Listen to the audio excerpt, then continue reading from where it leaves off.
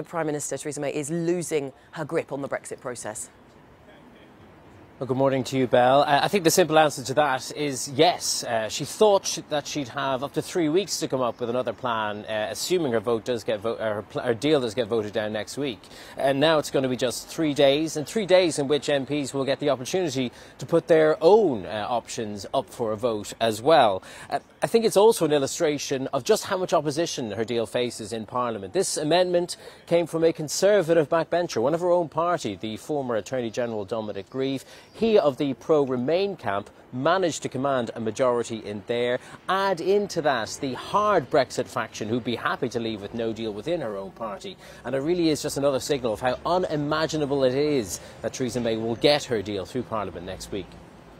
And Tig, all of this puts Theresa May on the back foot. What are her options if next Tuesday her withdrawal agreement is voted down in Parliament by MPs?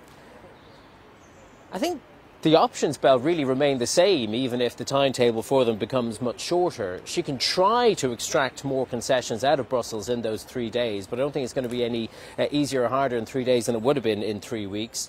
Other MPs will try and put other options on the table. She could decide to get behind one of them. What she'll be worried about is Labour, the opposition party. They've said they've tabled a motion of no confidence in the government, trying to bring about a general election. But that would also require some Conservative MPs to fall in line, fall behind Labour, if that's to actually be achievable.